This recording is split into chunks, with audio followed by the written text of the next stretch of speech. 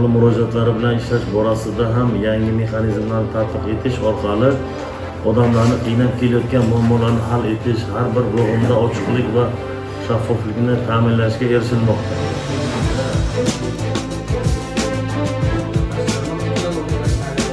Bundan hozirgacha muammo chiqqani yo'q. Qiziltepa tumani Yangi hayot mehriida sel soy mavjud. O'sha nimadan hududga